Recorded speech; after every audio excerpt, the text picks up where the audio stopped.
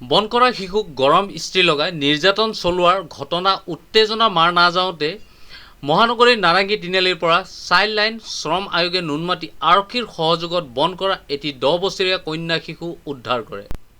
নাৰাংগী তিনিআলিৰ জিট এপাৰ্টমেণ্টৰ 6ষ্ঠ মহলৰ C3 ফ্লেটৰ পৰা বন কৰা শিশুটিক উদ্ধাৰ কৰে।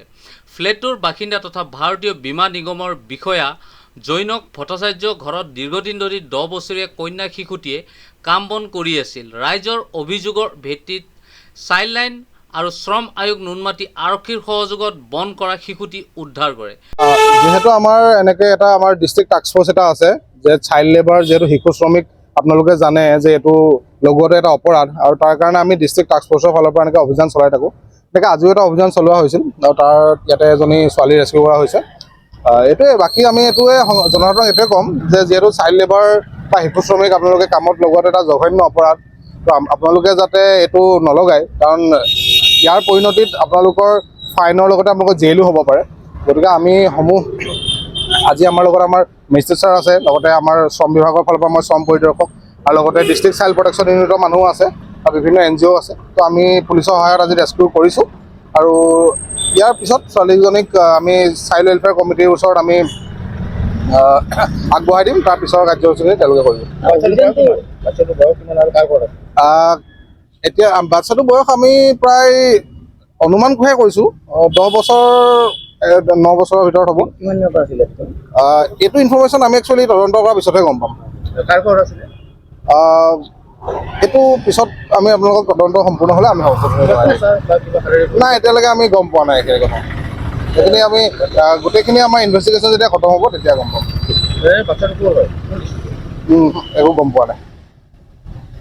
শিশুটি নিৰ্যাতন চলোৱা হৈছে নে নাই সেই সন্দৰ্ভত তথ্য দিয়াৰ পৰা বিৰত থাকে অভিযানকাৰী দলটোৱে। অৱশ্যে তদন্তৰ পিছত সকলো তথ্য পোহৰলৈ আহিব বুলি ব্যক্ত কৰে অভিযানকাৰী দলটোৱে।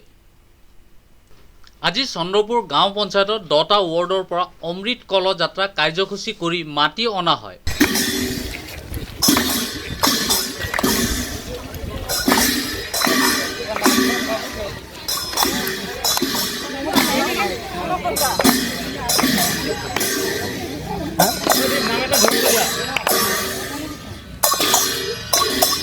আৰু অমৃত কলহযাত্ৰা শীৰ্ষক এখন সভা পতা হয়।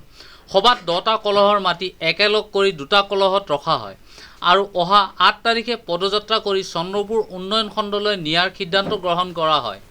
চন্দ্ৰপুৰ গাঁও পঞ্চায়তৰ সভানেত্ৰী মিতালী কলিতাৰ সভাপতিত্বত আজি বিগত কেইদিনমান ধৰি আমি প্ৰত্যেকটো ৱাৰ্ডৰ পৰা প্ৰত্যেক ঘৰ মানুহৰ পৰা আমি মাটি কালেকশ্যন কৰিছিলোঁ আৰু প্ৰত্যেকজন ৱাৰ্ড মেম্বাৰ, জীৱিকা সখী আৰু আত্মসহায়ক গোটৰ সদস্যসকলে লগ লাগি পিনে আমি মাটি কালেকশ্যন কৰিছিলোঁ আৰু সেই প্ৰত্যেকটো ৱাৰ্ডৰ পৰা আজি আমাৰ চন্দ্ৰপুৰ গাঁও পঞ্চায়তলৈকে আমি অনাৰ ব্যৱস্থা কৰিছোঁ আৰু প্ৰত্যেক ঘৰ মানুহ আমি চুই গৈছোঁ আৰু যথেষ্ট মানে উৎসাহ উদ্দীপনামূলক এটা উৎসৱমুখৰ পৰিৱেশ হৈছে আমাৰ ইয়াতে। সঁহাৰি পাইছোঁ আৰু তেওঁলোকৰ অবিহনে আচলতে আমি ইমানখিনি সক্ষম নহ'লোহেঁতেন। প্ৰত্যেক ঘৰ মানুহৰ প্ৰত্যেকগৰাকী মাতৃয়ে আমাক সহযোগ কৰিছে। আত্মসহায়ক গোটক আমি ইয়াৰ কাৰণে আমি ধন্যবাদ জ্ঞাপন কৰিব লাগিব।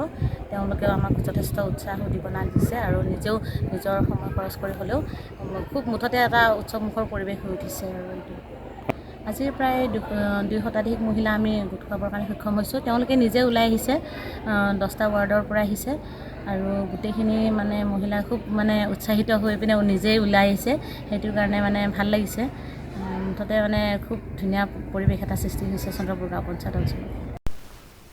কৰা উক্ত সভাত ADC শ্ৰীযুতা সংগীতা দেৱী, ছাব ইন্সপেক্টৰ শ্ৰীযুত মুকেশ কুমাৰ সিং, এছিষ্টেণ্ট ইঞ্জিনিয়াৰ শ্ৰীযুত নৱজ্যোতি শৰ্মা, BDO শ্ৰীযুতা চয়ন গগৈ ডেকা, BPM শ্ৰীযুতা অনামিকা ফুকন, চন্দ্ৰপুৰ গাঁও পঞ্চায়তৰ সচিব শ্ৰীযুত অৰূপ কুমাৰ দাস আৰু পঞ্চায়তৰ অন্য কৰ্মচাৰী তথা ৱাৰ্ডৰ সদস্যসকলৰ উপৰিও প্ৰায় শতাধিক মহিলা উপস্থিত থাকে।